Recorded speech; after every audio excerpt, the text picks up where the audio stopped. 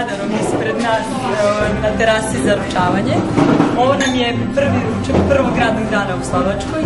Mislim da se nismo čuli od juče, stigli smo negde oko 7, onako umorni ali raspoloženi.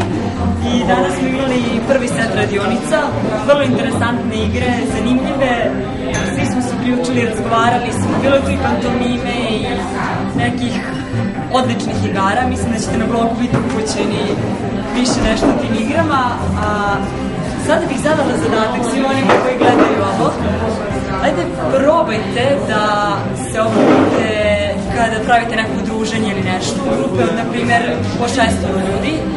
I zadatak je da imate 4 noge na zemlji i 2 ruke na zemlji, a sve ostale u vazduhu spajate. Tema za razmišljanje.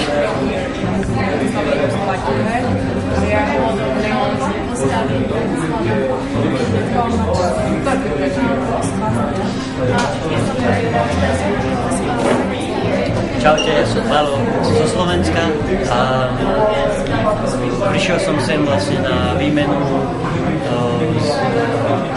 Slovensko-Srbsku a dnes sme začali ráno 8:30, začali sme vlastne raňajkami, pokračovali sme nejakým programom a teraz ideme mať práve obed.